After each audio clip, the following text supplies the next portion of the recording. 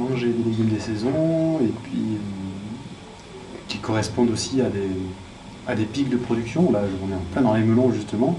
Les productions du mois de juillet ont été en retard et donc arrivent en même temps que celles du mois d'août. Et donc il y a beaucoup plus de produits que prévu. Donc il faut, même s'il y a des promotions commerciales qui sont mises en place, ça ne suffit pas pour écouler tous les stocks. Et c'est vrai que ça met pas mal en galère certains producteurs. Mais qu'est-ce qu'on se régale pour autant? Oui, donc c'est pour ça qu'en boostant les consommations de melons, de produits de saison en tout cas, Ouais. ça peut être intéressant. Mais d'une manière plus générale, je pense que ce qui est intéressant, c'est vraiment de respecter ça pour pas importer des choses d'ailleurs, pour avoir une logique de culture, pour pas aussi tenter les agriculteurs d'ici de chauffer des serres pour avoir des melons plus précoces ou inversement. Oui. C'est respecter un peu cette logique. Et qu'est-ce qu'on va avoir là donc il y a les melons charentais en ce moment et puis... Melons charentais, alors nous on est en arrière-saison par rapport aux melons de Cavaillon qui arrivent fin juin, juillet. Voilà, là non, on est au pied des Alpes, là c'est trop beau, dans les Hautes-Provence. Les melons de Coteaux, nous on a cette appellation-là. On est aussi dans l'appellation du melon de Cavaillon, mais on a cette particularité d'avoir des melons très très tardifs par rapport à eux. Et ma pleine saison de melon, c'est du 15 août au 30 août. Ça, c'est le plus gros pic pour moi. Ouais. Après, je peux le déborder un petit peu avant et un petit peu après selon les conditions climatiques. Après le melon charentais, on va aller sur du melon vert, du canari ou d'autres variétés qui elles se gardent plus longtemps. Des relations que je peux avoir entre ma terre ou d'autres interlocuteurs, style des grossistes avec qui je travaille. Un exemple pour caractériser, c'est quand je vends mes melons, à ma terre, je vends mes melons, qu'ils soient petits, gros, moyens, ils sont tous bons, donc ça va.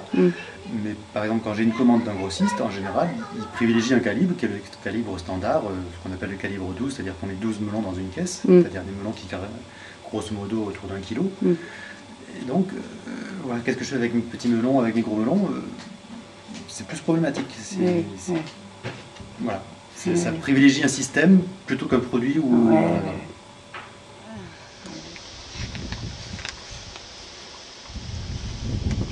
Ça aussi c'est un bel exemple de pratique de l'agriculture bio, c'est-à-dire un champ où on va presque plus les fruits cultiver parce qu'il y a tellement de mauvaises herbes. Oui.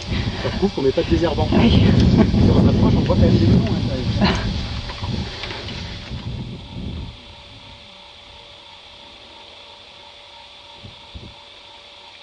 Le moulin brun. Gîte et chambre d'hôte que je vous conseille. Le pomme de terre qui est juste devant nous. Donc on en a broyé les fans, hein, la masse végétale de la pomme de terre, on la broie en général une semaine voire 15 jours avant, parce qu'il faut détruire la plante pour provoquer la maturité finale du tubercule de la pomme de terre, de façon à ce qu'elle fasse la peau, ce qui permet ensuite de la récolter avec des petits mécanismes. Et les petits marrons. Là il y a 1,5 hectare de melons qui viennent à maturité. Ils sont prêts à être coupés. Il faut y aller. On n'y passe tous les jours dans les melons. Hein. Ils ne viennent pas tous en même temps à maturité. C'est un travail qui n'est pas du tout mécanisable. Chaque jour, chaque matin ou chaque soir, et chaque soir s'il faut. En général, on a un créneau de 3 jours pour couper le melon. Plus tôt il est trop ferme, plus tard il devient trop courge, ce que j'appelle trop courge, trop mou quoi, en fait. Jaune passé. Il se garde mal. Là, ça représente à peu près la moitié de la surface en melon que j'ai. Donc c'est vrai que quand je dis que je suis un maraîcher, c'est pas tout à fait vrai. Je suis un maraîcher de plein champ, c'est-à-dire que je fais des grandes surfaces. En melon, là cette année on a 4,5 hectares, donc on a des infrastructures qui